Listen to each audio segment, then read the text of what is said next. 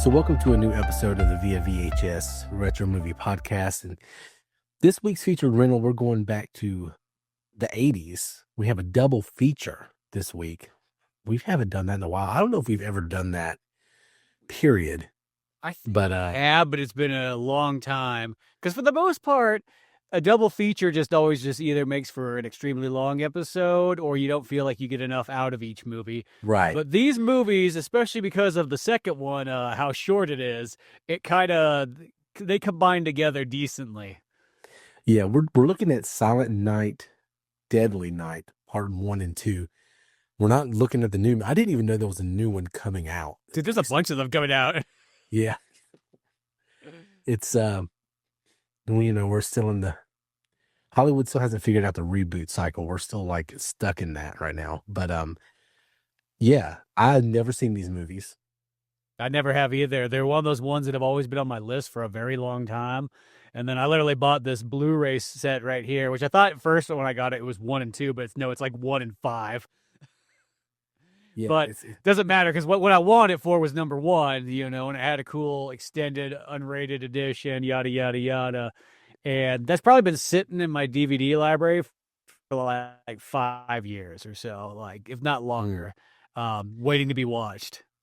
Yeah, we're only doing 1 and 2. We're not going all the way 5, but I will tell you, I think we watched this both. I think we both watched this mainly for 2. Like for me, strangely enough, 1 was the one that was way better. 2 was kind of, 2 was just kind of okay. I was kind of disappointed in 2, to tell you the truth. Oh yeah, I was too, but I think number 2 is more infamous because of the meme quality. Yeah, we have seen Garbage Day a billion times and didn't know the full context of it. Was somewhat let down when it happened in the movie, but yeah, I mean, these movies, I had no idea that these movies, especially the first one, was so damn controversial. I mean, people lost their fucking minds when this movie came out. You had mothers against movie madness freaking out because they have good old wholesome Santa slaughtering people. And it was as much fun looking back on the controversy of it as it was the movies themselves. Well, that was one of the interesting things is there was a special feature section on my Blu-ray one that just literally listed all the people's hate mail for the movie in there. So it had like a lot of them too. So you're just sitting there reading it and whatnot. And people were just appalled that the fact that there was a killer Santa, they're like, that's the one last thing children have is Santa, It's the one thing that doesn't touch them, Well, I mean, it does touch them. They sit on his lap. I mean, maybe it is getting a little weird. But they're going through and the weird thing is there's literally in 1980 there was a movie called Christmas Evil. Literally that did the kind of the same thing. A guy goes crazy, sees his parents being attacked or his mom being molested by Santa Claus. 35 years later, whatever, he has some traumatic events, and next thing you know, he's dressing up as a Santa Claus and going on a killing spree. That movie had no controversy. But what I think that made the difference with Silent Night, Deadly Night is that they kind of went ham on their advertisements. Yes. And they literally played teasers and ads during regular family programming, like Little House on the Prairie and everything. So I see what they were doing, that they were probably trying to be funny, but that really stirred the pot. You have at that time of year, Santa Claus was Coca-Cola. I mean, literally, that's why he wears red, is Coca-Cola invented that. That's their thing. Santa Claus existed before Coca-Cola, but Santa Claus, Coca-Cola really, really took Santa Claus to the next level. So you're saying if Pepsi ran with Santa Claus, he'd be blue? Yeah. This is literal. I mean, they're the ones who started all the advertisements, started putting them in the red suit. That was all Coca-Cola.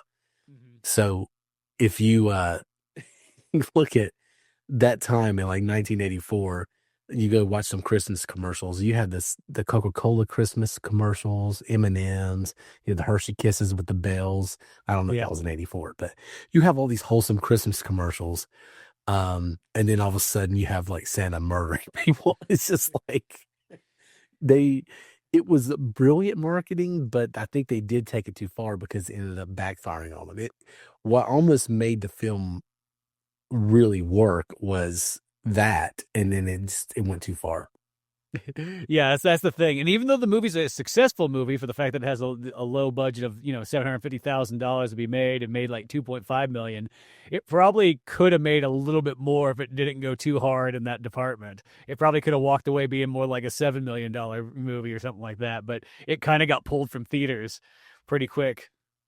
Yeah, I think the other thing with this movie that really, really hurt it, in that capacity, and we'll talk more about this in the review, is that usually, there are other sad Christmas movies.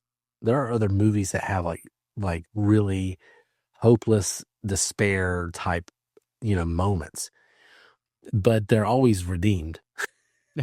Like there's always good that comes out of it, and you learn there's some Christmas miracle, and everybody learns a lesson, and it's like, oh, now they're gathered around the turkey and blah blah blah. The only thing that's carved up is the turkey. Now you have this thing, I think what hurt it so much was how fucking traumatizing and sad it is. I mean, like the first part of this movie, I was like, I hate this. This is like so depressing. So, so, so depressing. And then you have all the other gratuitous stuff in there added on to it. Like all of it together was just like too much, man. Yeah, yeah. It's just about two poor boys that are continuously put through the ringer, and nobody seems to understand them. And Yeah. we'll get to that when we get there because there's some stuff that just made me laugh the whole way through that movie. Yeah, it reminds me of like it's the opposite of an Oscar bait movie. Because you know how like when an Oscar, like they're trying to win an Oscar, they think if they find any hot topic issue, whether it be race or like transgender or whatever, and they like try to, it doesn't matter what the historical context is of the movie. They try to shove that in there and find a way, and then it's Like the worst offender was like Crash. That's the one I was thinking, where it's just like racism is bad. it's Like not even that as much as that's how that movie came across. It felt like a special ed kid putting together a project to tell you why racism was not. I was like, dude, this is like the worst movie. yeah, it's like that's part of it too. But also it's like when they're just like, okay, we're in the Mississippi Delta. So we have this black transgender one, like what I mean? Like they just try to shove all the things in there to try to like, make the Oscars like, oh, this is all these hot button issues. This is going to get some buzz. This was like, let's fund every sad trope that we can find to make this as depressing as we can. And fuck, they did. It make this really good looking boy just have such a terrible life. Oh my gosh, just so like, and nothing turns out good. But anyway, we'll get to that in the review. But we're doing 1 and 2, and you were in like we missed last night. We were going to record last night, but all kinds of bad I had migraines and all kinds of stuff. And I didn't get a chance to finish 2, and you were like, no, you kind of have to do both of them together. And you're right. You were 100% right. You have to do both of these movies together. Yeah, you couldn't do 2 by itself because two's just not that much of a movie. Right. Literally, I remember because I was watching and I was like, dude, the first 42 minutes, because I looked at it when the movie really starts, is like it starts at like 41 minutes. Yeah. Like the first 40 minutes is literally just the younger brother recapping the first movie to the psychiatrist and literally showing a bunch of footage. You're like, dude, I just saw this. Like, what the hell is this? Yeah, and in our case, we literally just saw it. Yeah, it'd be different, I guess, because I think the second one's like 87, so there's like you can see a little refresher would have been the worst thing at that time period. Yeah, But yeah, like when you just watch these movies back to back, I think that was also what was getting me all kind of like, I'm like, dude, come on, like, and I knew that like I didn't want to skip it because I was like, there's gonna be something in here that I might need to see. And then by the time I was done, I literally sent to you, I'm like, dude, if you want to save some time, don't worry, you could literally skip to 41 and. I didn't do that. The only reason I didn't is I was enjoying the banter with the psychiatrist because That stuff is pretty good though. Still, it's still worth it. it's in the word. Yeah, it's terrible. It's atrocious, but it's worth it. But yeah, you kind of have to watch both of them together because if you've never seen these movies, definitely watch them. If you want some good old 80s schlock. Definitely watch these movies. But part one is just a regular movie in terms of just, I don't want to say regular, but like in terms of its format. Part two, they try to Godfather to it. And like, but except we've already seen the shit in that one. So it's like, you don't gain anything. And yeah, you're right. Like the first literally 40 minutes of the movie, the only thing you're really getting that's new is just some banter with, Ricky and the psychiatrist. Everything else is just like, It's point. the same footage. Yeah. Yeah. Yeah. I mean, but He literally goes through the whole story of the first movie. yeah, I mean, when I say they go through the story, they don't reenact it. Like it's just the scenes from the first movie. I kind of get why they did it at the time because so the first one's pulled out of theaters. They literally pull it. Yeah. And It lasts like 6 days in cinemas. yeah, it lasts like 6 days. And it was actually ahead. We'll get into the box office here in a second. It was actually ahead of A Nightmare Before Elm Street for a minute. And then it got pulled out. And then it just didn't, really kind of gain traction after that. It was hard to get it on home media, which home media didn't start really popping off till the late 80s anyway.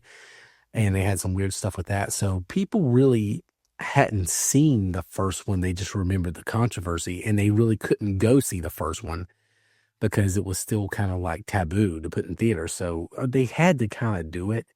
Yeah. But it's still weird when you watch it nowadays when you could just see both of them. They're up like fucking Tubi or something. So it's weird. Yeah, no, that does make a lot more sense for back in the day. That it would have been kind of tough to come across that first one if you just missed it that first like 5 or 6 days it was in cinemas. Yeah. And the fact that at that time period of VHS was quite expensive too. Yeah. They weren't they didn't drop to like the more like consumer prices as they did in like I think in like 86, 87. Yeah. And then when you do buy a VHS at that time, it's gonna be fucking Ghostbusters or something, like ET. You're gonna spend your money on the big stuff. And this one wasn't probably shown on TV either, like even HBO or stuff like that. Oh, we're not taking the letters. Okay, Yeah. we don't want the smoke. I don't blame them. But I guess before we keep going any further, because we definitely want to review this, let's just jump into the tail of the tape. Sounds like a plan. Let's do it.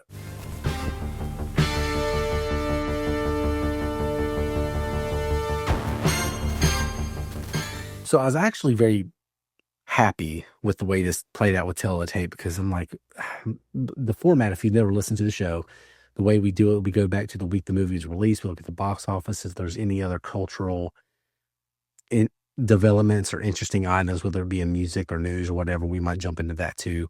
But usually it's just the box office. And I was kind of frustrated because I'm like, I don't really want to do the box office for two movies. It's going to be kind of weird. But luckily with part two, it was barely in theaters. And I mean barely, like it was a handful. And it didn't even show up on the IMDb chart. So I just said, fuck that one. Well, that movie's literally a third the budget of the first one. Third of the budget with the first one. The first one didn't have a large budget anyway.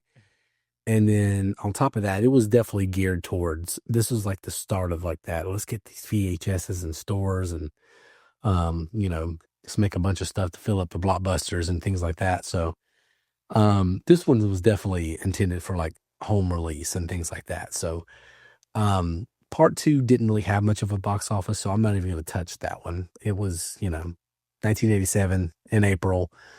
Go look it up if you want to. But the first one, it's really interesting because it was doing kind of well, and then it got yanked. You had the rug yanked out from under it. So, November 1984 is when this movie's released, and a lot of not just competition, but like really good competition in some parts. Yeah, especially in horror movies, it's like it's kind of like with a couple other horror movies all at the same time. Yeah. So number one at the box office is Oh God, You Devil, which I've never seen those movies. No, I never have either, but I kind of remember them. Yeah. I know what they are. I've never watched them. Number two at the box office, I should have worn this t-shirt instead of my Christmas t-shirt, but Terminator Yeah, so here's your other big horror movie right now. It's got Terminator out there. Yeah. And the first one is a horror movie. I mean, Yeah, well, it's yeah, not. by far that's it's first and foremost a horror movie. Oh It's yeah. second like an action sci-fi movie. Right. Because James Cameron did that with Alien and Aliens. He kind of flipped. One was more horror, and then the next was more action. He did the same thing with Terminator.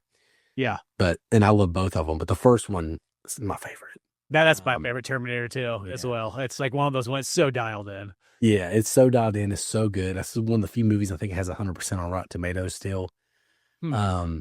Damn near a perfect movie. So yeah, Terminator it wasn't a huge box office hit, but definitely if you're going to see an R-rated horror film at that time, it's the one you're going to pick. Yeah. So, except for another one that's later on the list. Well, Terminator's been there for 3 weeks so far. Yeah. So that's actually pretty impressive that it's holding that second slot for that long for Oh, a movie that's kind of a a sense of small budget movie, and Arnold's not a household name yet, and so on. no, but he'll be back. Yeah. So number 3, a movie called No Small Affair. Number 4, A Place in the Heart. And I don't usually go through this much, but we have to get down here to the nitty gritty here. Number 5, A Soldier's Story. Number 6, Amadeus. Amadeus. Number 7, I think it's Teachers that I write down. I don't know. Yeah, Teachers is number 7. Yeah. There's actually a lot of movies on here that I actually have not seen before. Same. And then number 8, Silent Night, Deadly Night. Surely it's in the top 10. Yes, in the top 10. It was doing well. And what's interesting is you're thinking, well, it doesn't really matter that it got pulled out of the box office because it would have made that much money anyway. Well, here's the thing. Coming in at 13th, it's a movie that is much better, I think. Yeah. But it's also a horror movie and now a cultural phenomenon and like one of the biggest, Nightmare on Elm Street. Yeah, it's behind Silent Night, Deadly Night. Yeah. Yeah, it started off there. And I think eventually Nightmare on Elm Street would have usurped it because it is the better movie by far. Yes, yeah. But it had legs. And so I think this movie, Silent Night, Deadly Night, might have had some too, especially that you're getting closer to Christmas. So it's interesting to think about what would have happened with this movie if it had not been pulled from theaters and if it didn't freak the hell out. Because the fact that it's made almost $2 million in just its first week right there. It probably, if it would have went like longer, it probably would have had 4 million almost, I could see this movie being a definite word of mouth movie as well. Right. I mean, it's not crazy to think that it could hit like 8 or 10. Yeah, no. In the long run. So especially as the season went on and, but I will say 1984 is a big, big blockbuster year, maybe the biggest blockbuster year. And of course, as you get down to December, I know you have Beverly Hills Cop and a few other big ones. Yeah. So, I mean, that wiped everything out anyway. So, but yeah, it's such a weird thing. I did not know that this movie caused such a damn like shit show. Like, I've watched news reports on people like picketing, and it really was insane. I think it really was like they just crossed the line they should not have crossed. But yeah, because it's one of those ones you just don't think of it nowadays, especially with so many horror movies throughout the years and so on like that. The Santa thing almost just seems like, oh, okay, just but like, yeah, that time period just like and push, especially with the advertisements. I think the advertisements just put it too far because they're putting it during like literally like daytime and when kids were watching stuff and so on like that. They knew what they were doing, but yeah, it's funny how that was an extreme controversial thing where Freddy Krueger, not a big deal. Nobody's picketing him right now. Yeah, well, because that's Freddy Krueger isn't rumored to sneak down your chimney and go, yeah, fuck, he's just gonna invade your dreams. But yeah, it's that's just it's really, really interesting. I had no idea, and I'm really up on like movie pop culture history. This is one I knew of the movie. I knew it was somewhat infamous, but mainly the second one has become the more infamous one because of the memeable quality of it. Yeah, well, I've never seen any of that stuff throughout time. So like when you kept saying the second one was the bigger one, and like that's what I kind of had in my mind. Like, well, maybe the second one has more, goes even crazier. And then like I was kind of bummed when it didn't really go crazy. It was actually way more toned down. It's just dumber. The second Yeah, one is ridiculous, and it leans into the schlock. It knows what it is. But it's so that one, really all the memeable stuff, like the really interesting stuff, except for one part, is all in this like little window, the small window in the movie. yeah. And it's literally you watch that 10 minutes and you kind of got the movie, honestly. So I guess we should jump into the rewind review. I think so. I think it's getting to that point because we're just going to end up talking about it too much if not. Yeah. So we'll start with Silent Night, Deadly Night, and we'll kind of ease into the second one, which will be easy to do because it's basically what the second movie does too. So, if you never seen this movie, so released in November of 1984, essentially it's about a little boy who goes through the most traumatizing shit ever on Christmas Eve. And it was really hard to watch. Maybe more because I have kids and stuff, but it was just like, geez, like he's fucking orphaned by Santa. Yeah. Well, literally, the movie starts off Santa. There's this guy dressed as Santa Claus. He's robbing, a convenience store and whatnot, shoots the dude there, gets in his car, takes on off, and then it cuts back to like, Billy, our main character, and his family and everything like that. And they go to visit the grandpa in like a old folks home, which I love how like there's this old grandpa sitting there and like, they go to visit him. He's just like, not saying anything, just like kind of tonic and everything like this. And then the second that the family goes away and Billy's left, he's literally like, I've been waiting for this moment. Billy, let me tell you something. I've been saving my energy for this, but I gotta tell you that you can't be naughty because bad things happen to naughty kids. And you don't want Santa Claus to know that, do you?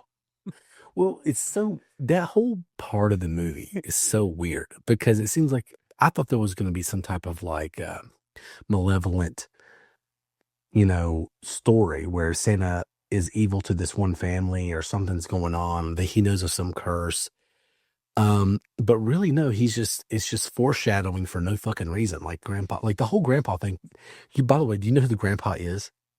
Who was the grandpa on that? It bothered me so bad. It bothered me so bad. I had to look it up. And it was like, damn, I had to pause the movie. I'm like, who is this son of a bitch? Because the grandpa has this really interesting face, a very memorable face. Like, where have I seen it before? And it's a, damn you killed my pines. Back to the Future. Oh, Old Man Peabody. Old Man Peabody. Yes, Old Man Peabody. Yeah, now that you say, okay, that's totally, because I was like, that dude does look familiar. That's what I was thinking. It was driving me absolutely bonkers because in Back to the Future it's dark when you see him and he's kind of dimly lit, but I'm like, God, I know that face. And as soon as I saw Back to the Future, I'm like, oh shit, it's Peabody. Golly. But yeah, so yeah, he's catatonic. He's not saying anything, and all of a sudden, like whatever, when the parents go, Billy, stay with your catatonic grandpa for just a second. Which let's also break down another part of this trip that is so weird. So you got the Santa Claus that's, robbing convenience stores unbeknownst to the family, right? And he's out there doing his thing. And so you're setting that part up. Then you go see the grandpa. It's clear when they're going to the grandpa that they're like on a road trip. Yeah. Like they're like, this is a while because the little kid in the back goes, what time is it? They're like 4:30. We'll be there soon. So they're driving the good ways to go see grandpa. They get there. Grandpa doesn't say shit. They talk to him for 2 seconds. They go use the bathroom to leave little Billy with them. And then they fucking leave. Yeah. Like they literally talked to grandpa for like 47 seconds. And they're like, yeah. And if grandpa talks to Billy for another 47 seconds to give him the fear of Santa in him. Yeah. Which he didn't need to do. Like none of that's needed because he's going to fear Santa for sure anyway in like 5 minutes. So like in like 5 minutes of movie time. So, yeah. So they go visit grandpa. And then on the way back, there is a Santa in the road, like his car is broken down, and it's the guy who's been robbing the convenience store has already killed like a clerk. And he's like sitting in the middle of the road, and you're like, oh gosh, you know who it is, but the family doesn't. And Billy's all scared to see Santa Claus now because Grandpa scared the shit out of him, so he's going to pee his pants. And they're like, yeah, look, there's Santa. And Billy's like, I don't know, man.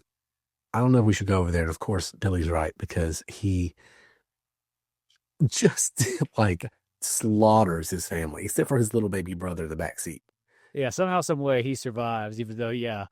But like literally, yeah, he blasts the dad in the head, then pulls the wife out, of course, and has to, it's the '80s, so he cuts her blouse open, and then slits her throat and whatnot. All while little Billy's watching from like the bushes, and he's like, "Burley, where you at?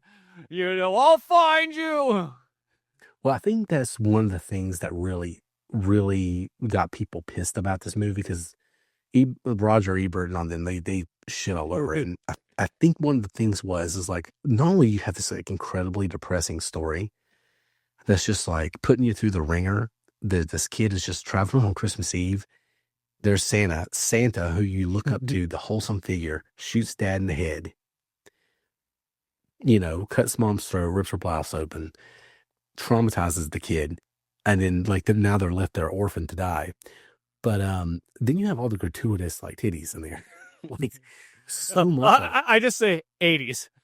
It's 80s, but it's even for the 80s, it was like so like forced. Yeah. And I think that's one of the things too. They're just like, what is this movie trying to do? It's just really just trying to, it's like a shock jock. You know what I mean? Who's just trying to say the things to really, wow you. And the thing is, this movie actually has pretty decent substance. I mean, it's depressing substance, but it's a decent story. It's a pretty good story. So if they would have toned some of that down, which they tried to do in the second one, by the way, like some of that stuff. Yeah, well, I feel like it almost kind of backfires on the second one because the second one just does. You feel like the second one's going to be more extreme, and it's like way less. The second one is not more extreme; it's more absurd. Yeah, it's like it's just an absurd movie, but yeah. So they tone some of that stuff down, but man, it's just like in the first few minutes you have the mom, and then the people in the orphanage, getting doing it. Then you have like the people at the toy store, which we'll get to, and then you have like the other couple that he kills. So it's like literally 5 or 6 times in the movie. Yeah, he just keeps running across this. Yeah, that's HBO softcore level. Like that's like this, you know what I mean? It's like they had to fill a quota. Yeah, it really is. It really is. Like this is just like, I mean, they were nice. I feel like that's that thing that like if you don't put that in 80s movies, like there's a certain percentage of the audience that's gonna be so pissed. They could care less about how good your movie is. Doesn't make a difference, especially they came for for a couple scenes. Well, especially like the aura that surrounded the R rating at the time. It was like, why not pay a ticket for an R-rated movie if I'm not gonna see this. I get it, but it is. I think that's one of the things that like. I think some people would have defended the movie a little bit more if it just didn't go so hard on the other levels too. But it's just like, but yeah, the kills in this are great. But yeah, so little Billy's orphan and he goes to live with, at an orphanage with his brother. Yeah. And Billy and Ricky are at this orphanage. But it's Billy and Ricky, which is very important for part 2. And then you have Mother Superior, who is a bitch. Like, dude, she's like the worst. She literally sets this all up. Like it's one of those ones. Like she's technically the main bad guy of this entire movie. Oh yeah, yeah. Even worse, she's worse than the Santa that killed his family. Yeah, literally. At least the Santa killed the family. Like he was just doing it because he's just a dick. Yeah, Yeah, I mean, she tortures the kid. It's like, oh, Santa killed my family. I'm scared of Santa. Oh, you know what we should do? We should waterboard him. Yeah, because she literally, there's a part where it's like Christmas and she's like, yo, Billy, you need to go sit on Santa's lap. Like, and he's like, no. And then there's like the other nun. He's like, well, come on now. Like, Billy had a traumatic experience with Mother Superior's like, I don't care. I'm going to force Christmas down his throat. Yeah. Yeah. It's, Mother Superior, there's like Nurse Ratched, Mother Superior. I mean, she might actually be worse. Yeah. She like ties him to the bedpost at one point in time. He's like all trapped there.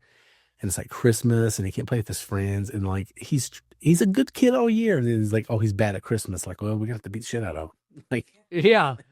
He does everything right, but all he wants is like, yo, like you guys can do your Christmas thing. Just, I don't want to, just don't put me next to Santa. That's all I'm asking. Yeah, You know. I will say about two before we get there. I'm glad that they kind of resolved this because she is terrible. Mother Superior is absolutely terrible. Everybody who watches this movie, that's one thing that everybody agrees on. Like that lady is a bitch, but she's a great villain. Yeah. That's totally what she is, you know, and just the stuff she puts through. And it's like she's trying to break discipline in there, but it's like she clearly is just insane at Yeah. this point. And they're all nuns and they're very Catholic. And, historically, Catholics are, great with kids. So anyway, but, yeah, so that whole thing was really, really, really bad. I hated it so much. You wanted Mother Superior to get a whole movie. And this movie kind of lets me down in that regard. But yeah, so it's like, yeah, he has unresolved trauma. All these things that we would pay attention to nowadays, she's just like does everything that you're not supposed to do. She does it.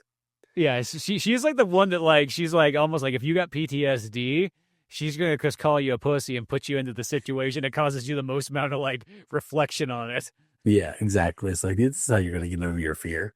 You know, if you had the worst experience in Vietnam, she would take you to a Vietnamese restaurant every day. She would. She would. It's, she'd like throw you into the woods and like play noises, and you think Charlie's all around you. Yeah, she's just the worst, man. Like, oh gosh, what a great villain. Reminded me also of like the Pink Lady in Harry Potter movies. Oh yeah. Dolores Umbridge, I think is her name. I might be getting another character mixed up. I think that's her name, but she's one. People have said that's one of the worst villains ever written. I agree, but if this movie had become bigger, like a cultural phenomenon or something, I think people would talk about Mother Superior being one of the worst villains ever because she's just, you just hate her so much. It's that self righteousness Yeah. when they're wrong. It's one of the greatest movie tropes. It's not used enough, but anyway. So yeah, Billy is being traumatized. He's going through it, and then finally he turns 18, and they kick him out to the real world.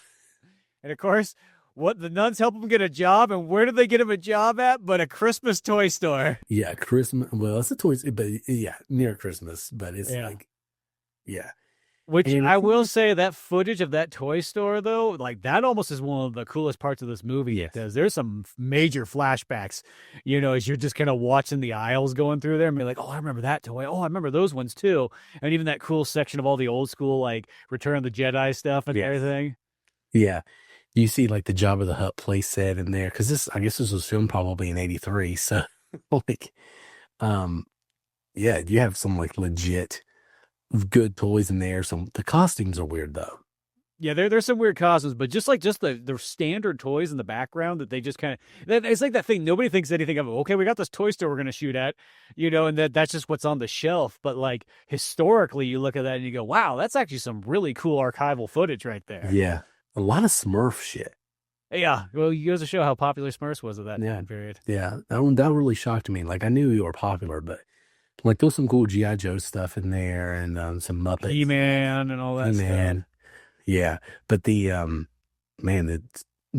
of Smurf shit I saw was what really shocked me. I was like, damn, this is like Smurfs. I didn't know they were this. I knew they were big, but I didn't know they were that big. So yeah, so he goes works in this toy store, and he's like, it seems like he's kind of a well-rounded kid at this point. Yeah, it's a good-looking boy too. Like that's the thing is this guy like almost looks. Yeah, he's big and like stuff. It's like I felt like this one guy. I was surprised that this guy wasn't in more movies because I'm like, he looked like he had like kind of like leading man material if he just worked on it even a little bit more. Yeah, well, he had leading man material. He was a decent actor. Yeah. But see, a lot of the people from this movie got blacklisted. That makes sense. Yeah. So I think that really hurt his career. Like he I think could have done something. Now the guy in part 2. Whole different story. Yeah, the brother, the younger brother, that's a different can of worms there. But yeah, the guy in the first one, I felt like I looked at this, I was like, this feels like literally lost potential. This guy could have been in a lot of stuff. Yeah, huge guy. He definitely could have seen him being an action star, and he does good in this role. I mean, he's not a great actor, but I don't think that script really allows him to be. Like No, he's probably just playing it as is. yeah, but he's decent.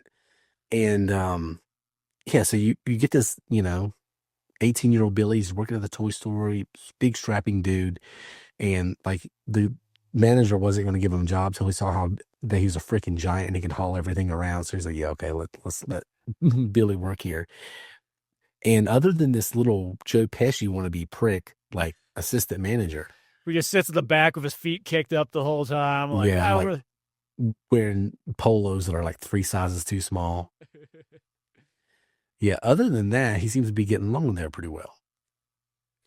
Yeah, exactly. There's even like the other girl that works there that he's kind of got a thing for and whatnot, and she's friendly with him. Of course, she's friendly with anybody. It seems like, but Yeah, yeah, but that's okay. This, first time material right there. And he kind of fantasizes about her a little bit, but he seems like wholesome and like pretty well adjusted. He seems like in a sense a really good kid that just has one major traumatic thing that as long as you don't pull that up and bring that up, he would be totally fine for the rest of his life. Which I think that's one of the genius parts of making it the Santa thing, is because you kind of like, it's like the werewolf and the full moon thing. Like you need a trigger. And people's like, well, they just did that to make it gratuitous, but it's the perfect idea because you had this person that you feel sorry for, you had this person that you're pulling for, and it's just one time a year, there's this one unavoidable thing, like fucking Santa's everywhere. Yeah. Like he is unavoidable. He's going to run into it. He's going to have to deal with it. There's never an escape unless he just moves to another country where they don't celebrate Christmas. Like it goes to the Middle East or something. Yeah, which whatever. But that's the thing. It's this trigger that he's going to deal with the rest of his life. It's going to be there, and of course, he turns 18, and he doesn't even make it past that. But, yeah. So he's doing his thing in the store, and everything's going pretty well. And somebody calls out one day, and they're like, "Hey, you have to be Santa." Yeah, and see, I give the toy store owner kind of a pass compared to the nuns. See, the nuns knew everything about his history, yet they still put him in terrible situations involving Santa Claus. Where this guy does, he just goes like, "Oh, you got a big enough build, you can pull the costume off," because he doesn't know the backstory. So, but our boy Billy, because he's such a good kid, he decides, "Oh, I'll do the right thing and I'll put the costume on even though I don't want to." Yeah, and he starts getting triggered, and there's two things that so the mother superior told him one time, she punished him, that punishment is a good thing. Punishment is good. Yeah. And then he kind of intertwined that idea with the Santa Claus that killed his family. So when he puts the suit on and bad things start happening, he sees himself as Santa. So I think it all worked. It felt pretty good. Yeah. The core stuff of this first one, I think, is really actually pretty well dialed in. Yeah. The Santa thing, I think they made, even if they meant it to be just like a gratuitous thing to get people's attention, it was the smart thing to do, and it worked in the story. And I like it. I think it's pretty clever. You know what I mean? If you're a slasher, you know what I mean? Yeah. Well, it's a good way to finally put a guy totally over the edge, is when he's in that costume and he has to have those kids, come there and so on like that. It's just, you can just see his mind just breaking as this thing's going on, and nobody else around notices because, they just have no idea of this and don't care, Yeah. I will say one thing I found interesting in both movies is that he doesn't do anything to the kids.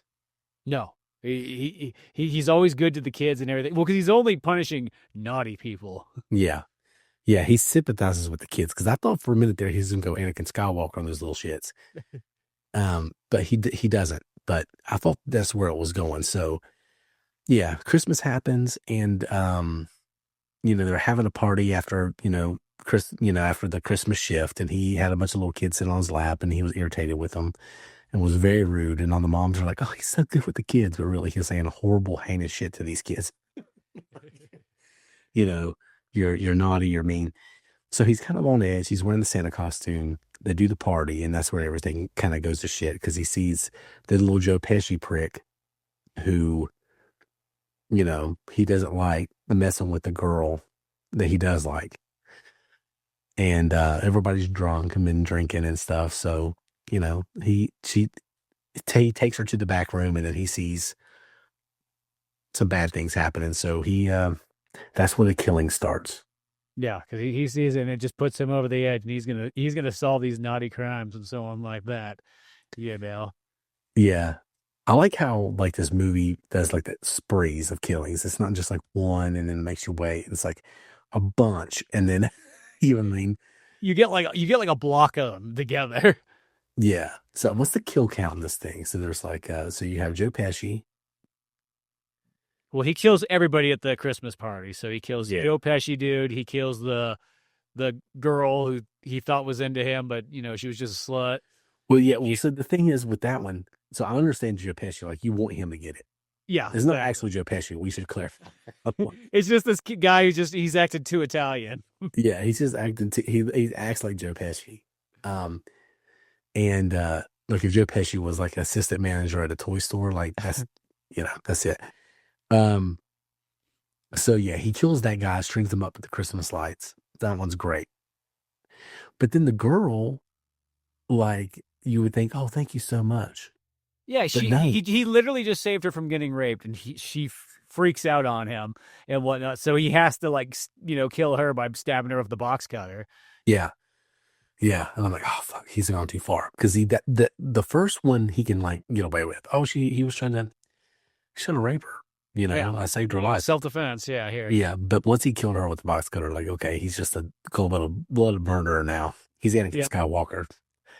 Nothing you can do. Because really the rest of the people aren't bad. The store owner guy and the other older lady and so on like that. But since they kind of, all came together at that, he had to clean the mess up. Yeah, he had to clean the mess up. So the goofy, like Elmer Fudd kind of manager. He actually reminded me of oh my gosh, Jim Neighbors, Andy Griffith show, Gomer Pyle. Oh, Gomer Pyle, yeah, he was like that. And this guy was like, wow, it's Christmas, I'm locking the door, we're gonna get hammered tonight. Yeah, he says they lock the door, and it's like you think he's this good old wholesome manager. He's like, let's get shit faced. He pulls up a bunch of big old alcohol bottles and so on. Yeah. It was it's really, really funny. But he did have this like Gomer Pyle type goofy demeanor to him. So like the first two murders happen, he goes back there, he's like, I think I heard something, and he's like, boom, smashes him on the head. So now the manager's gone. Didn't really put up a fight. And then the assistant lady goes to look for him. Like, no, where's everyone? She's the only one in the store now, like partying. And she goes back to look for him. And then she almost gets away like 3 times. Yeah.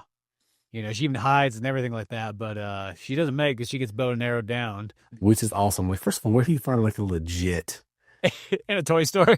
Yeah, arrow. Like, I get the bow, like the toy like bow and arrow, but like he like straight up Rambo'd this bitch. I just took her straight down. And I don't know about the version you watched, but the one that I had, because it was that like unrated like extended version, it did the thing where like it combined 2 different versions of the movie together. So you could tell that like there was the 4K like scan of the theatrical version, and then like they took like all like the unrated version type stuff or whatever, and they interconnected in there. And of course you could always tell like because mostly it was either a more violent scene or a little bit extended on any of those gratuitous parts, but the footage would be a lot more grainier and so on. But I love the way that they did that, because one, there's some movies that they wouldn't do it because the footage looks different from each other, so they wouldn't want to put it together. But what I actually kind of like with this stuff is you knew exactly what was the extended stuff every single time you saw it. So like, I always think that's such a cool feature. I remember there was one time on like another Blu-ray where I've only seen this like once or twice, but they literally had a little thing where like a light would flash up on like the bottom right corner whenever it was an extended scene, so you knew what it was when it came on. But with this one here, I felt like. Did the version you watch have that? Okay, because that to me, I was thinking that the whole time. I'm like, boy, I hope Wes is seeing this version, because if not, you are kind of getting pretty cut without that extended cut. Yeah, I watched part 1 on YouTube, and it had that. Okay, cool. Yeah, it had all that stuff. Like some of it is just like the gratuitous nature, and some of it's just a little extra setup. Mm-hmm. Which when you see the extended part of it, you're like, man, this would suck without that. Yeah, that's what I was saying, because a lot of that stuff just adds more context there and so on. Of course, you get a little bit longer violence, but like sometimes just the extra context makes a big difference. Yeah, the context was a big difference, especially like that first murder scene. There was like a lot leading up to that, where they were like, when's this thing gonna cut back to 4K? Because they couldn't have left all this out of the movie, right? But they did. I mean, so there was a lot of things in there that I was like, yeah, this makes way more sense contextually that it's like this. You needed that setup there. So I was surprised some of it was left out, but what do we know? But yeah, I did watch that version. It is really interesting. I like that. I agree with you. I like that they left it grainy, or I have at least some type of, marker between this is, the theatrical and this is like the extended stuff. You know what I mean? Yeah, no, I thought that was really cool. That was one of those ones that I was almost extremely impressed with that kind of cut of the movie. Yeah. And yeah, having all those extra scenes always adds more to it. But I like how as this continues on, because after he finishes that lady off with the bow and arrow and kind of realizes, oh, I killed everybody and whatnot, this is where he just starts to go out into the street from this yet, And there's a scene, I can't remember if this is the next one, but there's those two teenagers that are like, it's like midnight and they're like amped to go sledding. Which I just think is like, well, that's what's happening. I'm not saying there's not teenagers out there that are just so amped to go sledding at midnight. And then, of course, a couple older teenagers, like maybe 17-year-olds, show up and they're like bully them out of their sleds. Be like, yeah, we're going, oh, yeah, now we're super amped to go sledding. Yeah, sledding kicks ass. Yeah. Yeah, well, you did miss one set of murders between there. I couldn't remember which one came first. That was, I guess, it's the couple doing it on the pool table. Okay, so that one comes before the sledding. Yeah. So you have that one, which made no like it's. I thought there was going to be context to it, like the way it cuts to those characters, like we knew who they were. No, it just happened to be he stumbled across this house. I don't know how he knew and whatnot, but just here's some couple pretty much, which realistically, like you watch this, like it's the bad babysitter in a sense, like literally like the little girl's up there, whatnot, not even being supervised. Yeah, she's down here for boyfriend. Yeah, they're messing around the pool table, and like this is your, another gratuitous scene just shoved in there. I thought it was going to be his brother for a minute. Oh yeah. I thought, I was like, well, there's got to be context to this, but there's really not. He just breaks into this house because now he's just on the spree. Now he's the werewolf. He's been triggered, and now he's just bloodthirsty, and he's just killing everybody. And he does have a little bit of a motive, but really his motive is just murder. So yeah, murder for naughty. That's what it is. Because that one there, it's like after he kills the girl by impaling her like on antlers on the wall, and then throws the dude out the window, he goes and talks to like the girl that's supposed to be babysitted and watched, and tells her to make sure to always be a good girl and everything like that. Yeah. And then meanwhile, like, the girl's impaled on the deer. So I just feel that little girl's gonna wake up the next morning and see that. Yeah, just like Merry Christmas, going down there to see your presents, and like big sister's impaled on a deer. Yeah, just bleeding out. Yeah. Oh my gosh. So he kills that couple, and then after that, he's kind of walking around. Now the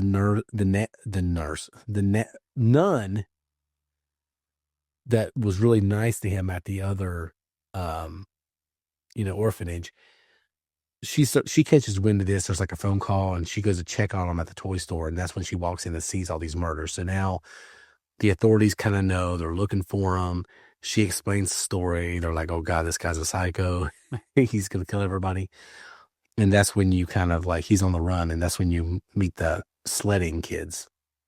Oh yeah. Well, then we start having them where like it cuts back and forth between the cops, because where the cops go and they like there's like a Santa Claus guy like sneaking into the house, and they're like, "Go get that guy!" And they chase him, and it turns out it's like, oh, that's just their dad. Oh yeah. And they ruined the surprise. Yeah. Oh, I forgot about that scene. These cops are so trigger happy. I'm surprised they didn't just shoot that dad off the ladder. Yeah, because they do later to the other. Yeah, there's a scene that comes up that's like, dude, what the hell? How is this guy a cop? You know that community would be traumatized forever. Nobody would dress up in a Santa suit ever again. No. Well, Mother Superior would make them all dress up in Santa suits. Yeah. Till the day she died. Yeah. Until she turns into Emperor Palpatine and then dies. Yeah, so that's the whole sledding scene is just kind of really weird. But like, yeah, the two dorks are like, we're gonna go sledding at midnight. Which, by the way, I think they're in Utah. Maybe said, I don't know. But they're who knows where they're really at when they're filming this. But yeah, they're gonna go sledding at midnight. A very well lit forest. Yeah, and kind of a crappy trail or a crappy sled run. It looked like it looked pretty darn flat. Yeah, it's just very very kind of like flat, but also kind of like, yeah, there's not enough groove in it. I was thinking the same thing. It's not a good, sledding trail. Now, if we get some snow here in North Carolina, we get some good ice. I've been sledding a few good times, so that was some weak sauce sledding. Yeah, that to me is like, yeah, for all the snow that I've ever seen in my life, I would be like, dude, I would have won on that one. I would have found something better. Yeah, they were pushing a lot of snow. You got to get that like packed down a little bit. Yeah, it could have been good. Yeah, they could have made something out of it probably, but for these guys being that amped up once again, I don't know what they were so excited about. Yeah, it was really funny that they left that whole shot of the kid going down, because I'm like, oh my God, this is going really slow. Yeah, so I mean, it's like they're not going that fast. Yeah, it's like especially when like the bullies take it. So then you have even older like teenagers, like 17-year-olds going down the hill, so happy about this and so on. The fact that they stole, sleds from like 15-year-olds. Yeah, the whole thing was just weird, man. So they stole the sleds from the 15-year-olds, and now they're going down the field, and now this is bullying, and this is something that Billy really hates. He hates bullying. Yep. And so the first kid goes down. He was kind of the lesser of the two aggressors, of the bullies, and he gets down there and he just makes it through. But the second kid's going down, and he was a prick. He reminded me of Buzz from like Home Alone. Yeah, totally. But he also looked 47 too. But he's going down, and that was I think that's my favorite kill. Yeah, where he steps out and just slices his head off. Yeah, as he's sledding, because I knew it was coming. But I had never seen this movie, but I knew it was coming, because I'm like, what else are you gonna do here? Yeah, exactly. Yeah, and it did not disappoint. I'm like, I'm hoping this is what he does, and he did. Yeah. So, yeah, that was a good scene, and it's a lot of anticipation, because you hear him in the background, and you think it's going to be him that shows up on the first two kids, and then it's just the bullies.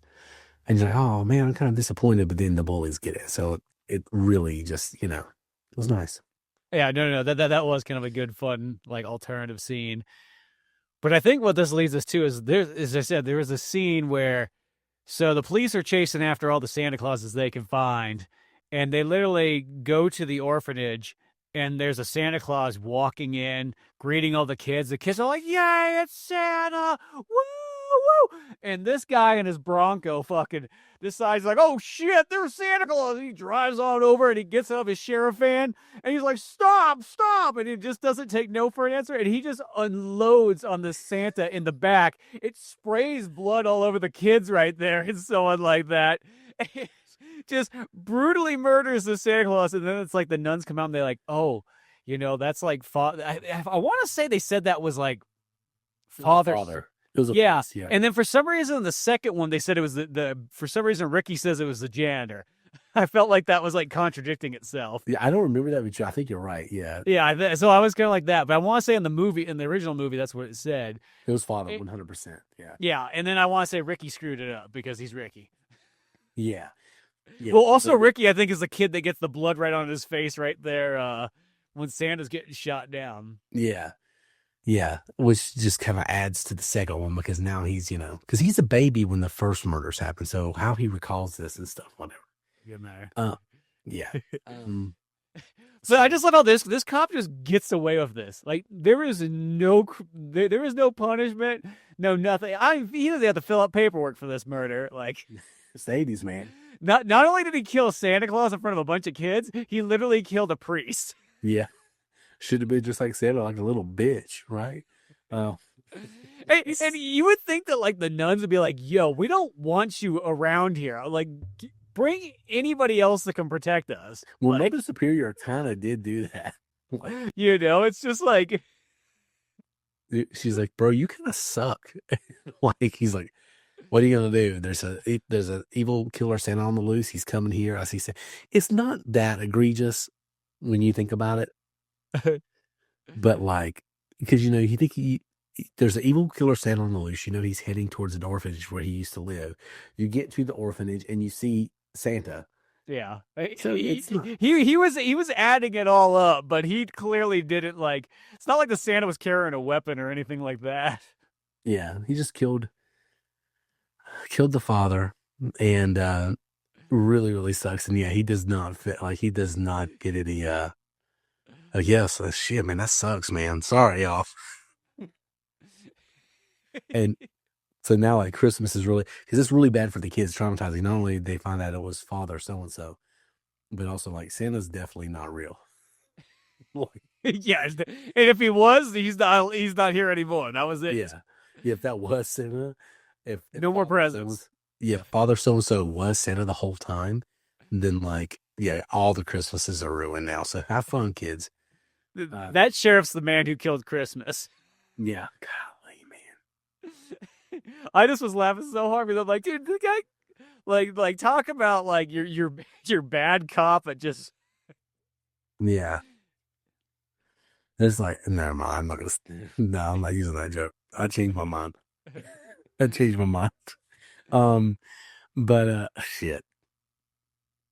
Yeah. So anyway, the kids are all traumatized now. But now this cop is like, the Mother Superior is like, listen, you suck. You killed our friend.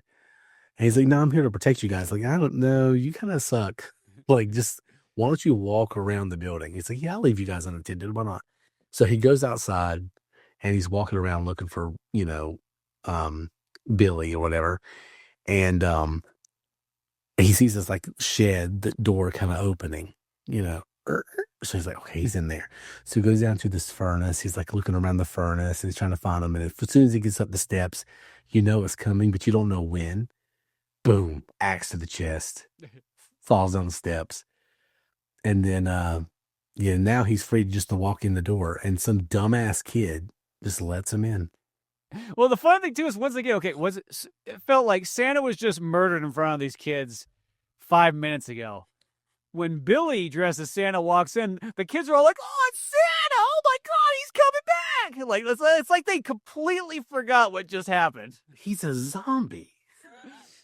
And those kids you would think that like those kids would be like, oh shoot, like so scared now or whatnot, like what is going on? But no, they're so excited to see Santa, and only Mother Teresa or whatever, or not Teresa, Mother Superior is the only one that has fear at the moment. Everybody else is like, all those kids are like so excited. Yeah. So it goes to show that you can shoot Santa multiple times in front of children, and they only like Santa more. Well, are we getting presents or not? It doesn't matter. I don't care who brings them as long as somebody brings them. Yeah. Okay. That Santa's dead. That really sucks. I don't like. Is this new one? Is he bringing? Yes. Because that's what it's all. That's what Christmas is all about. He was bringing the best gift of all. He was going to take care of Mother Superior. Yeah. Honestly, though. Yeah. Yeah, he was. He was good. See. This movie could have had the Christmas ending we all needed. Yeah, I will say right here is where the movie kind of like is where it kind of gets weak. Where like, and I know it's that weird thing that like if a character does bad stuff in a movie, they have to like something has to atone for it, But like he could have got one more kill in. That's all I have to say. He could have got one more kill in. Just finished off Mother Teresa. Have the kids cheer, It could be like he like smacks her head off maybe, and it goes through like a goalpost or something like that. Everybody's celebrating and everything like that, and then one of those like trigger happy cops shows up and blasts him, and whatever. If that's what we want to do, that's what we have to do. But yeah.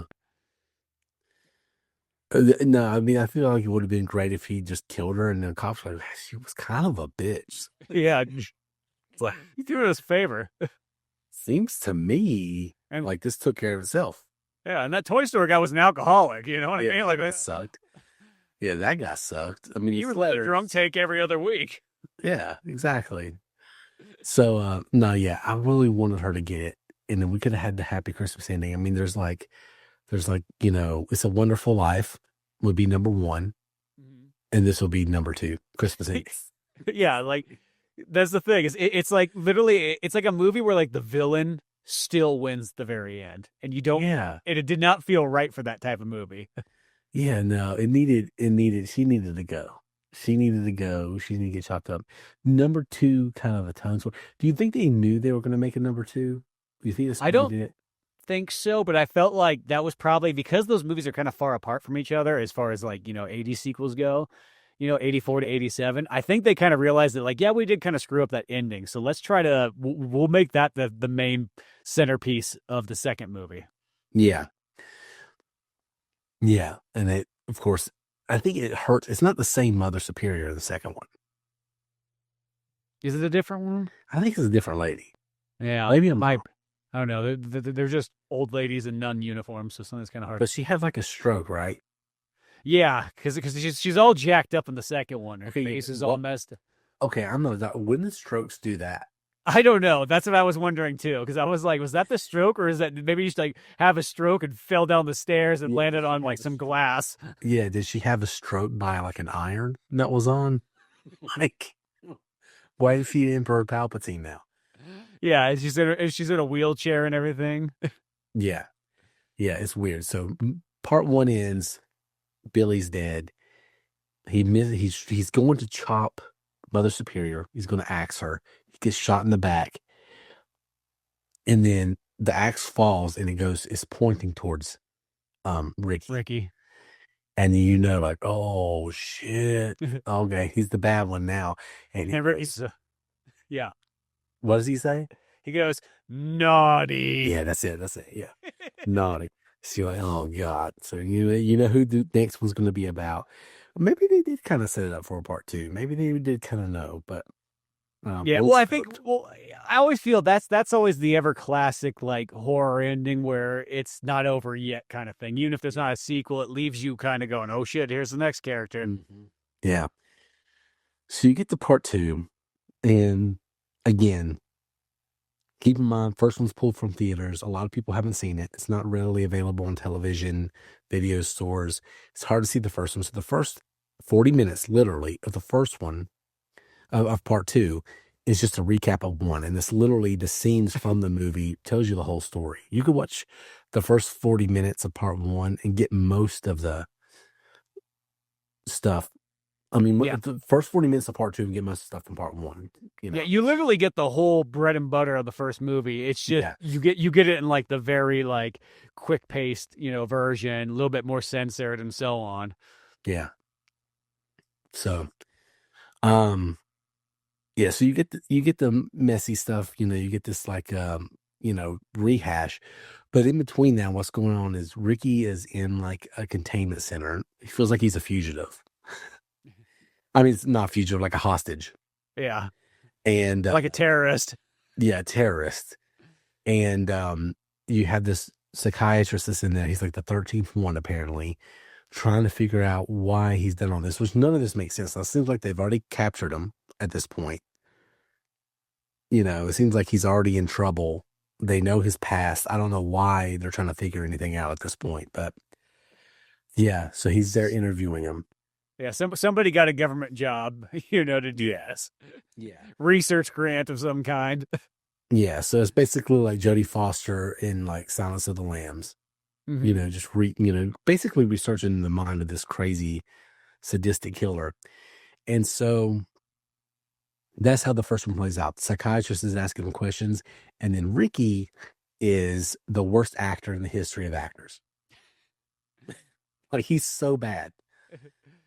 So bad that he becomes kind of interesting because of it. Yeah. It almost becomes like your brain tells you it's so bad that you're trying to rectify it so you can get through it. So your brain is telling you, oh, it's just because he's messed up. You know what I mean? Like, he doesn't have normal social skills or like the ability to form a sentence, or like his whole forehead moves every time he says a word. Like the whole thing is bad. He is so bad.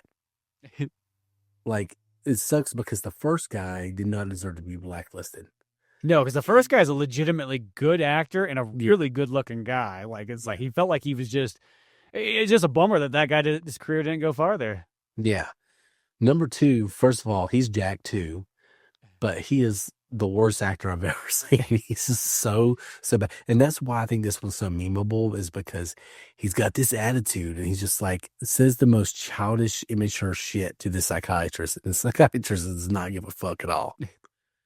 Yeah, exactly. He's just there. Whatever. I'll pull my reel-to-reel tape recorder out and keep going. Yeah. He's like, yeah, well, you suck. You suck. And I mean, it's really just, it's the worst dialogue, the worst acting. Is so bad. But yeah, the first 40 minutes of the movie, just them rehashing the first one. And then you kind of start getting into the new story. And so you get this one scene where you have, okay, this is where it just gets all messy. Okay, so the first one ends in 1984. Mm-hmm. This is in 1987.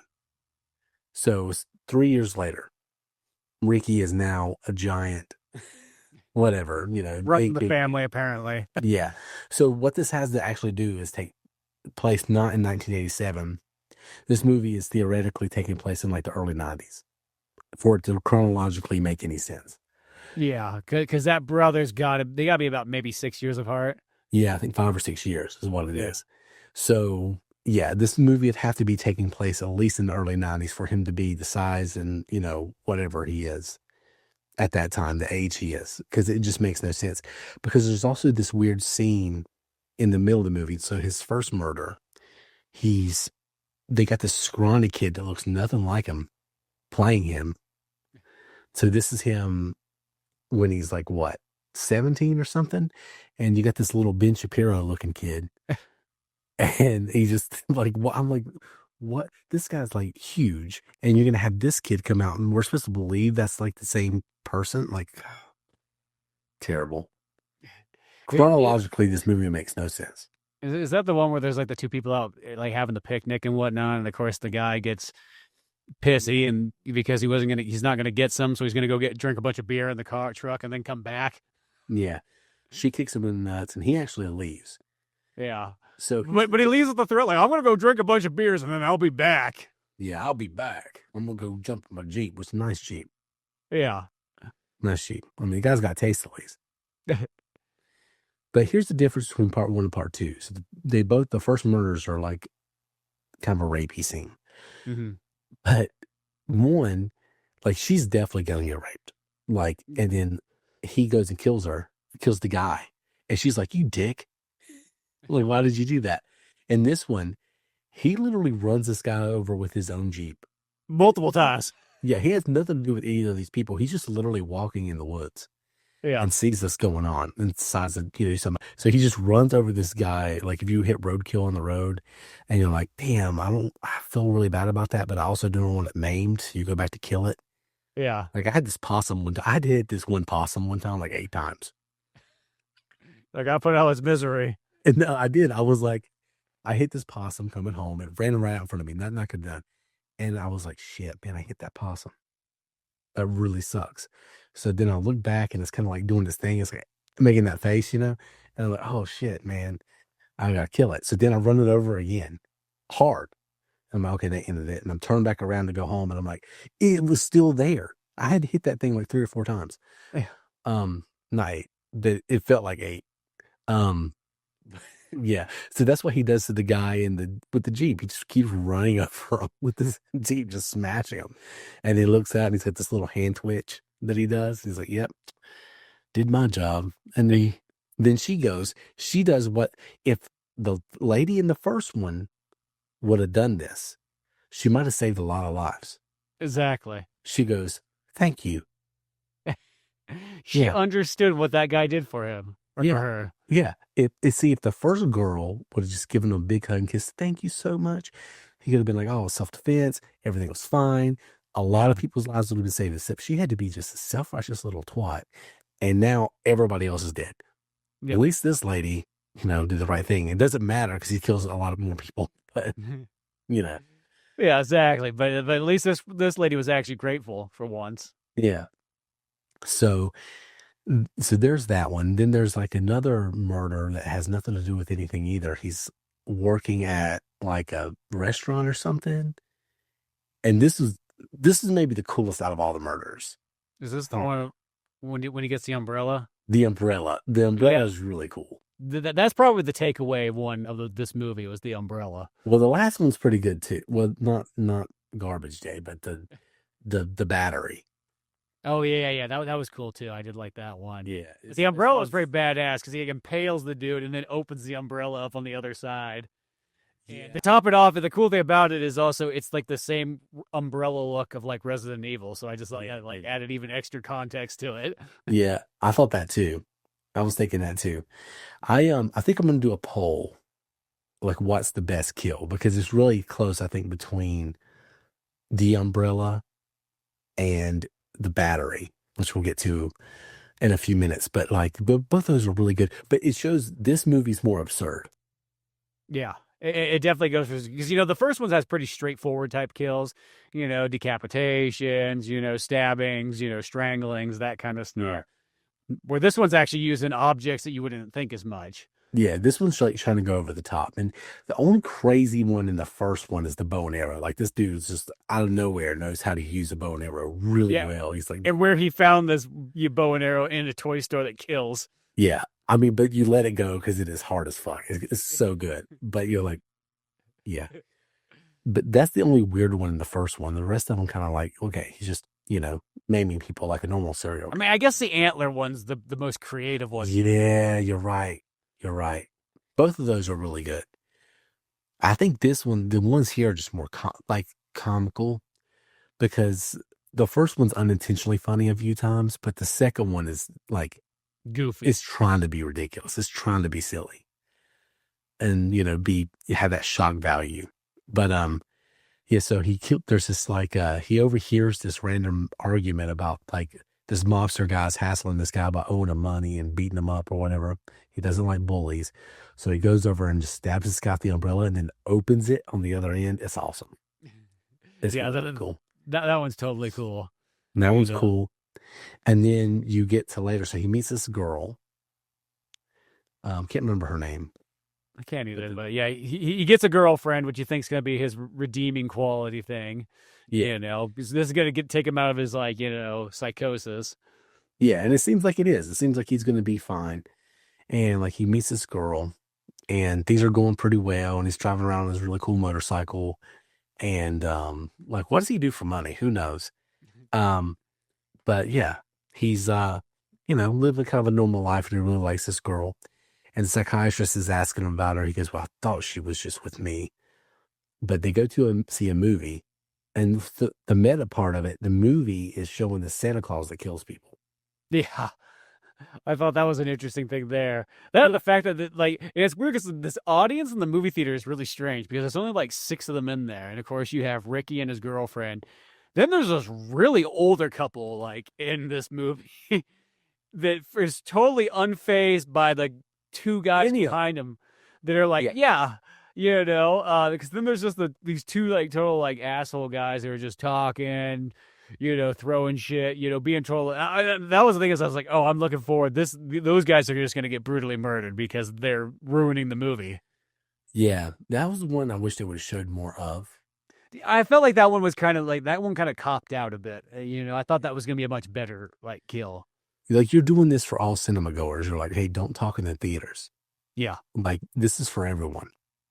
So yeah, so there's these guys being obnoxious and calls him, a slur and says all these things about him. And he just kind of ignores them. And she's like admires it. She's like, yeah, it's kind of sweet that, you can go beat the shit out of this guy, but you're just kind of letting it go. But then he hears what the movie is, that it's this Santa that kills people. And he's like, what are the fucking odds? So he's like, I'm leaving to who knows where. And then while he leaves for a minute, coked out Sting, like this guy he looks like he would be like the member of the police that they kicked out, is like I guess the ex boyfriend of his girl that Ricky's seeing, and he's like being really pestery. It reminded me. The whole thing reminded me of Goodfellas. Mm-hmm. Like you had the ex boyfriend in there, and he's being like kind of a hassle, and he goes pistol whips the guy. This was just like this guy's being extra obnoxious, and then he kills the two popcorn guys. Yeah, does he? Does he kill those guys? He at least kills one of them. Yeah, I'm not too sure if he killed the other guy. I'm not sure. But it doesn't show anything because it's like it's like he slams him down below the seats, and you never really see exactly what he does to him.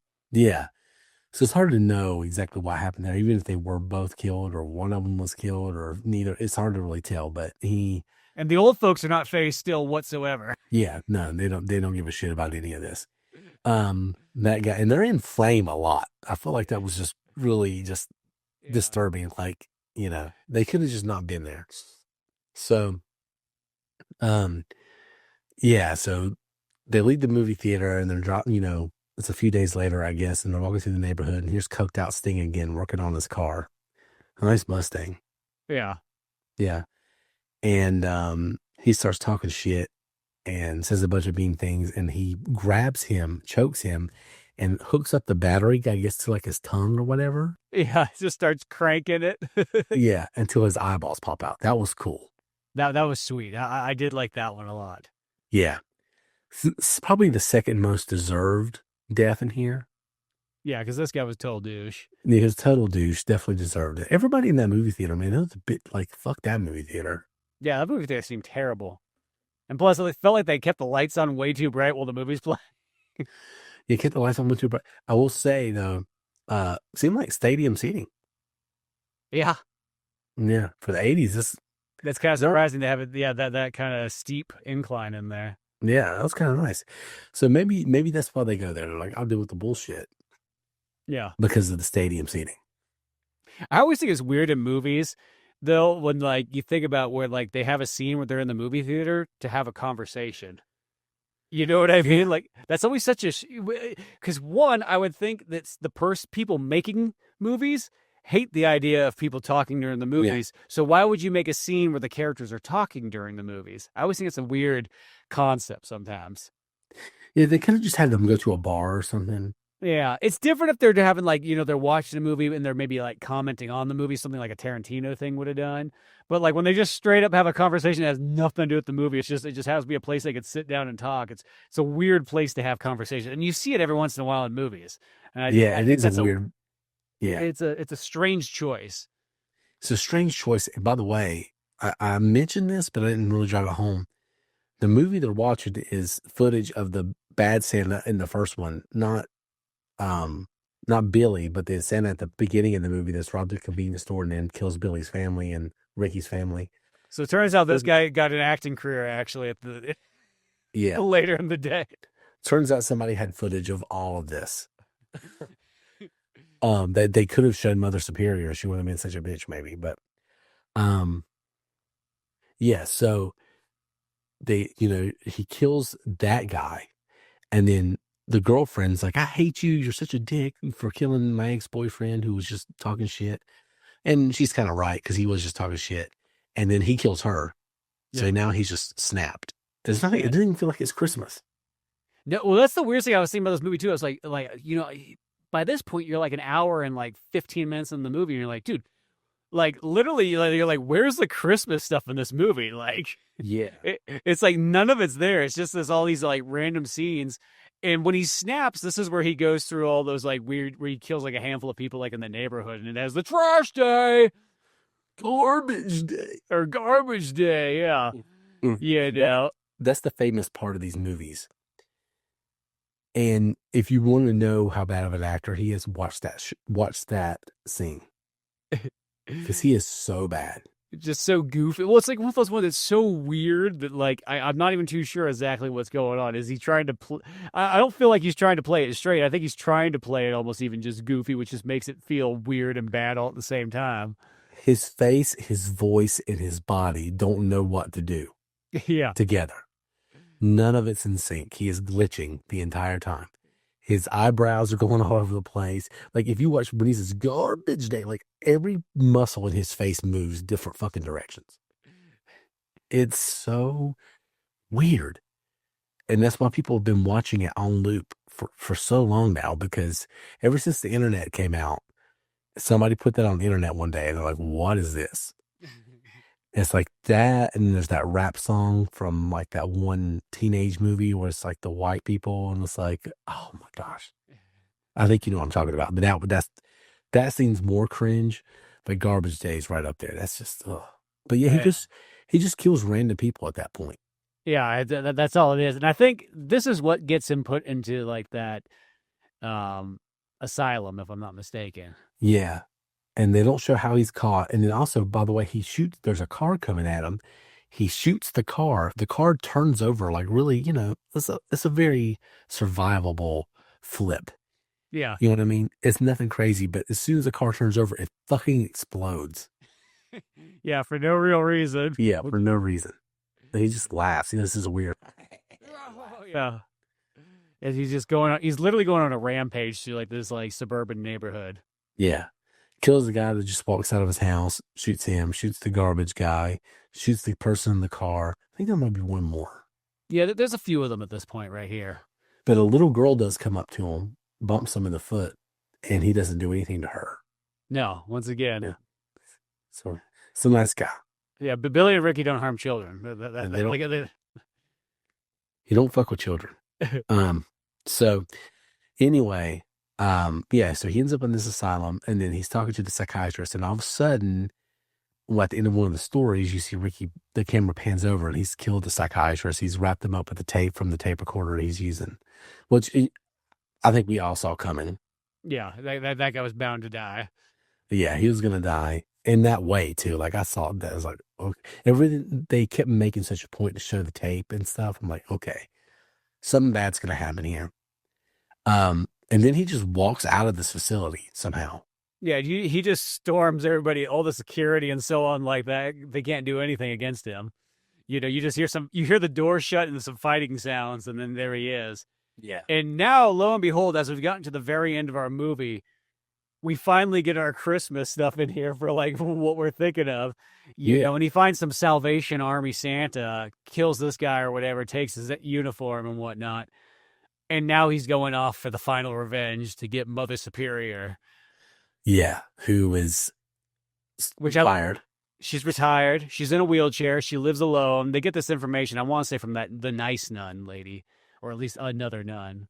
I think he looks her up in the phone book. Maybe that's what it is. Yeah. And I like how she lives at 666. Like a nun would just willingly do that. Yeah, when I saw that address on there, I was like, oh, geez. Come on, guys. Like, really? Like, you're not corny enough.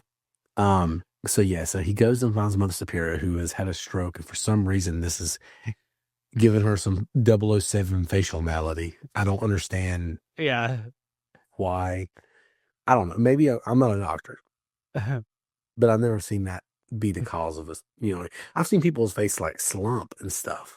Yeah, but not hers is just going almost two-faced on one side. It's Emperor Palpatine level 007 facial malady. Like she could have been a Vaughn villain. Yeah, she could have been Blofeld's grandmother. Yeah. I mean, it was just bad.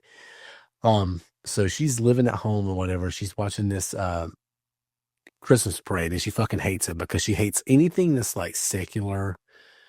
It's like not Jesus, like, which is why I wonder. It seems so weird for her to like Santa Claus. Yeah, exactly. You know what I mean? Because it's almost that false idol type thing. Yeah, but she does. She loves Santa Claus, but she hates the Christmas parade because it's just She says something in the first movie. It's like all this like greed where there should be something else. And lo and behold, they're giving out presents here at the orphanage. Yeah. Where kids have lost their parents. God forbid they have some fun. So anyway, she's sitting there in her little high and mighty house or whatever, and he's on the way to murder her. And she's, first of all, this clever old bat, like, bad, good people die young. This lady has got like a giant tank of a man like chasing her. She's in a wheelchair and she gets away pretty good, like 3 or 4 times. Yeah, exactly. And my favorite part was that she's in this room, she's holding back the door, and he puts the axe through the door, and he's talking to her like, Jack Nicholson in The Shining. Mhm. And then they have this whole back and forth where he's trying to open the door and she's pushing this desk forward with her wheelchair and shutting the door. And he tries to open it, and then she does that. And I'm like, just break through the fucking door with the axe, like you were already doing. And then of course that's what he does. I'm like, well, that was just ridiculous. That whole scene was just so stupid. There's many of those scenes that like somebody writes it down on paper to try to have back and forth conflict, but then once you finally shoot it and edit it all together, you're like, well, that looks stupid. But they just left it in. Hopefully, Too late now. We only got $250,000 budget on this movie, so everything's good. Has to be used. Yeah, exactly. Yeah, the whole thing made no sense. It was like, it was bad because the whole time I'm like, why are we doing this back and forth? Like with the least amount of action that you can have. Like it's a very suspenseful scene. And she's just pushing her wheelchair forward. And it's just so dumb. And so he gets away from that, and then this bitch goes flying down the steps. Like that's like end game for her age. Yeah, you're done. Yeah, you're at 90 years old. You go down the stairs and everything like that. That's it. You're already in a wheelchair. Yeah, you already have whatever the heck happened to your face there from that stroke. Yeah. Yeah. Oh, yeah. That's true. You've had a stroke. You're like 810 years old. And then, like, he goes to axe her and she, like, wheels back and then she just tumbles down the steps. And by the way, she just got another wheelchair ready for her down there. By the way. Yeah. Well, she has multiple wheelchairs all over the place. Yeah. The whole thing is so dumb. So she's like, okay, I'll just get up from this, fall. This definitely should have killed me. I'm just going to get in my new wheelchair while he's got his axe stuck in the other wheelchair and he's pissed about it, which was one of my favorite moments from the movie because he was like, fuck, I should, God damn it. He's just like, and she just like gets away after falling down the steps. But then he finally gets her cornered and you see the axe raise like he's going to get her. And then right when it does it, they cut to the cops. This is the best, I think, most well executed part of the movie. Yes. No pun intended. Because right when he goes for the kill, it cuts to the cops, like, oh, they're coming in, the cops are coming in. And then when they finally get in there, you see Mother Superior just sitting there, stoic. No look on her face. You're like, oh shit, how did she get out of it? Because she did have a knife. Mm-hmm. And you're thinking maybe she stabbed him and then he just fell away or something. But then they go to shake her shoulders and her head falls off. Yeah. Beautiful. Oh man, poetic. And of course he shows up and just gets shot at that point. Which another bad thing about this movie was like he gets killed by this guy that has no context. Like they didn't set this character up at all. You know who he is. Just some random person kills him. Yeah. And ends the story. And strange enough, I think Ricky survives for the third one. Okay, gotcha. I was wondering that because I know they have more. Yeah. So is the same actor? I don't know if it's the same guy. That'd be interesting if it was. See, because I can't imagine the third. Well, I think they do the thing because I kind of looked at some of them on there when I was just seeing how many of them there were.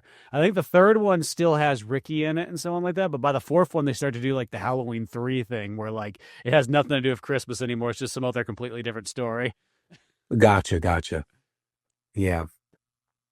I don't know. Part 2 sucks, but it's funny.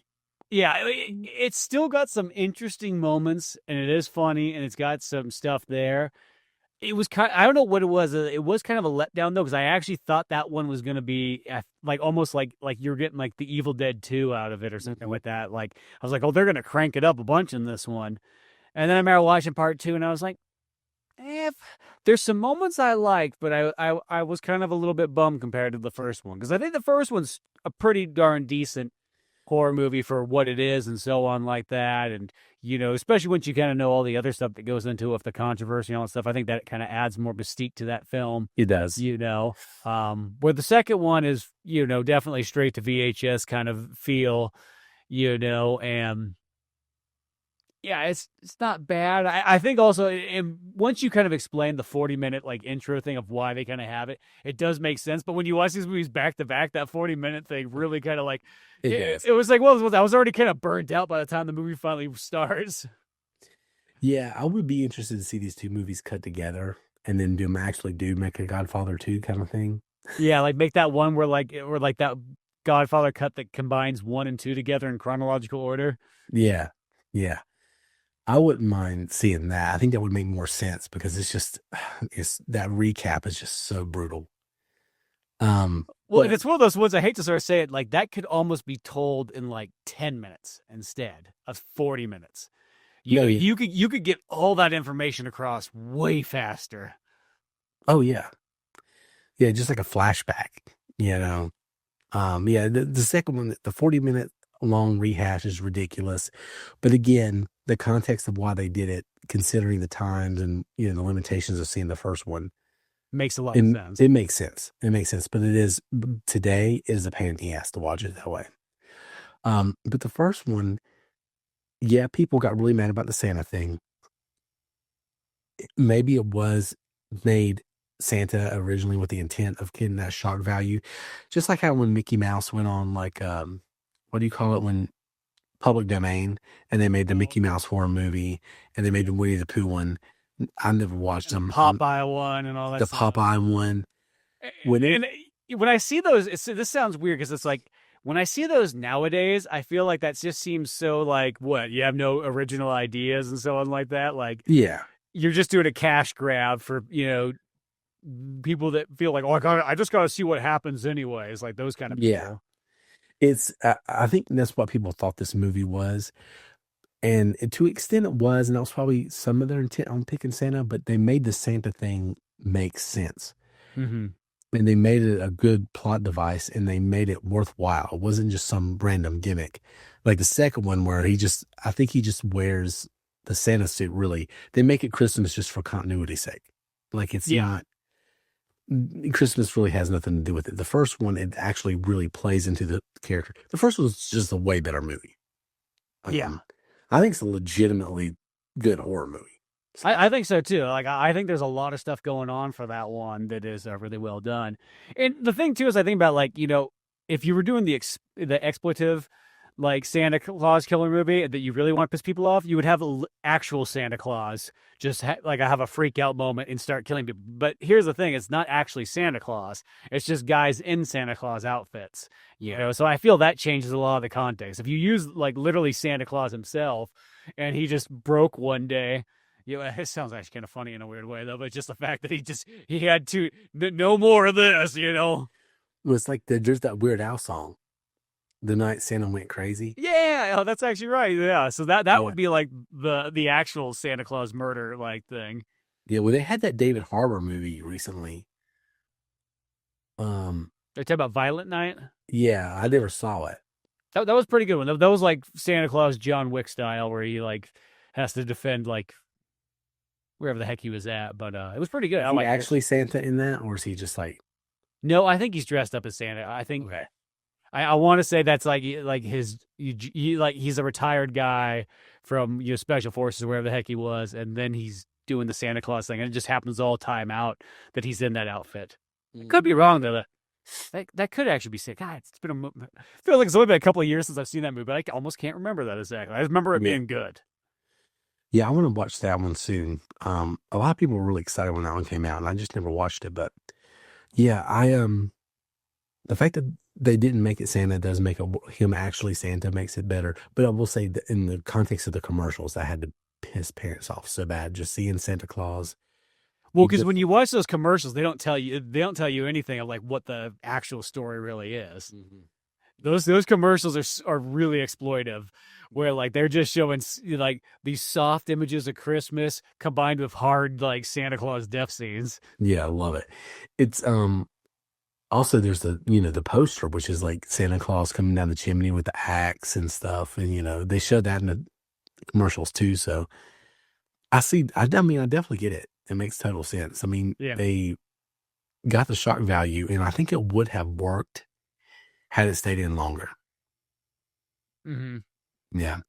But I put a news report up on YouTube and on TikTok, and they re-released this movie, the first one, in May, and it didn't really do too well at that point. It was, first of all, it's a Christmas movie in fucking May. Yeah.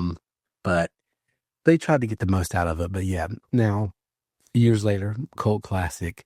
And two's the one that gets talked about the most, but one is an actual way better movie. Yeah. I mean, I guess two, it's one of those ones. It's probably just for, the meme value, I guess, Yeah. Because I didn't, until you brought that up, I didn't think anything, I would not even have guessed to think anything of two. Because I only kind of thought of just the first one. I knew that there were sequels, but, I thought of it being like, well, it's probably the better one's probably going to be the original. Yeah. The better one is the original. It's, for some reason, that whole garbage thing. I've seen that meme a billion times. I didn't even know what it was too for the longest. Yeah. And so that's one of the reasons I want to finally watch these. I'm like, what is this whole thing? And I thought they were all going to be ridiculous like that. But no, the first one's a decent movie. Second one is absurd and stupid, but it's worth watching. Yeah, it's still very interesting, Yeah. anything. Not interesting enough for me to go watch the other ones. No, I don't think so. Too. I felt like I was kind of like, by about after about two, you're like, I'm good for a moment. Yeah, I think I've got what I needed from this franchise. Yeah. But it is being remade. It's coming out right now. Like, there's a new one, maybe even this weekend.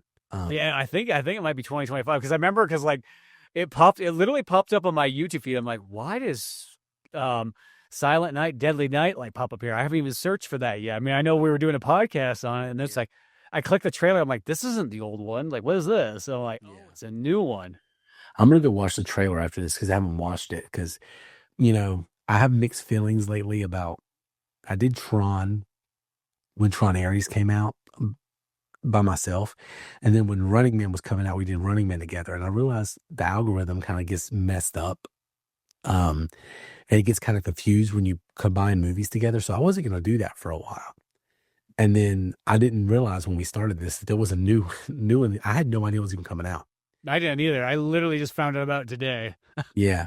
So that'll be interesting. And maybe we can watch the new one and compare and contrast and see what they do with it. But they're reviving this whole franchise now. Which it's ironic because they remade the movie in like 2012.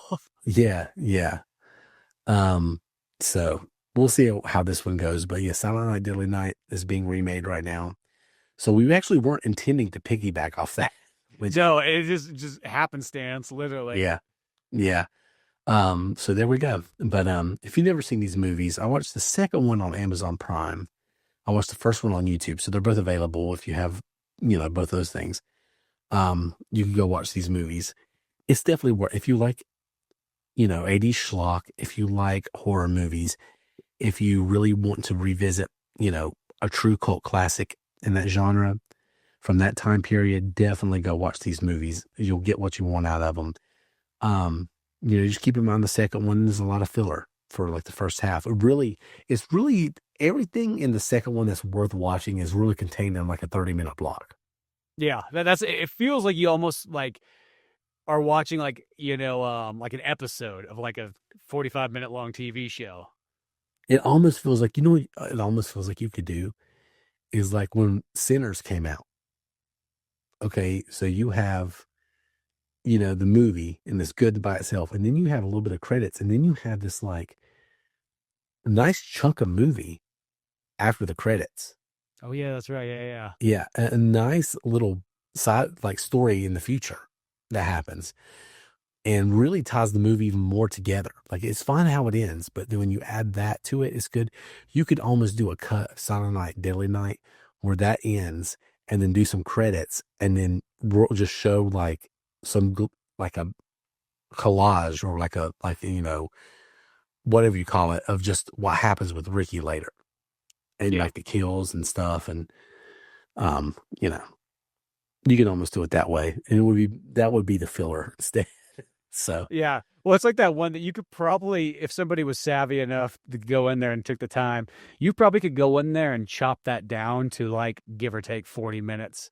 And, it would probably actually run really smooth and fast and, hit all the points you want. Yeah. So they've made comic books out of this. Really? I didn't know that. Yeah. I haven't read any of them. I just saw when I was looking up stuff, especially the graphics when I was making the little thumbnail. I saw those, oh, there's comic books in this. I think it was IDW, maybe. Okay. Either that or sometimes Dynamite a lot of times does all the old stuff. Yeah. I'm not really sure which one it was, but I did see that there was comics made of it. Um, and yeah, I mean, it's still popular because they're remaking a movie. So go watch these movies if you've never seen them. Again, I watched them both for free. I mean, usually I feel like these are on Tubi all the time. Yeah, they seem like definite Tubi movies, if I was to say. Yeah, they definitely are. So Silent Night, Deadly Night, Part 1 and 2, go watch those. If you want to watch the new one, go watch the new one. Tell us what you think of it because I'm interested to see it. But any last thoughts before we get out of here? No, I'm just glad we finally sat down and watched this because, as I said, this one's been sitting in my collection for a long time. Yeah. And it's also been on my list to see for even longer. Like since like the 2000s, I've been having this one on the list. And sometimes it just takes you a long time to get to stuff. But I'm glad we sat down and watched it. It definitely was an experience. And yeah, one of those ones. It's a good way to start off our Christmas, spirit with an old killer Santa Claus movie. Yeah. That's why I got the little Christmas tree behind me. I'm in the Christmas spirit. And yeah, I'm glad it's rare that it's an older movie and both of us haven't watched it. Especially one of this cult caliber that this one has. So it was nice that we both got a chance to sit down and finally see these movies. Something horror is cozy. It's the weirdest thing. Because murdering people, probably not cozy. Being murdered, definitely not cozy. Watching people get murdered, kind of cozy. Strangely cozy, especially if it's VHS. Yeah, especially on VHS. So go watch this movie if you've never seen it. But thank y'all again for listening. If you like this, please like, subscribe, share this stuff. It helps us out. I'm starting to grow this channel a little bit. So definitely would love your thoughts on everything. But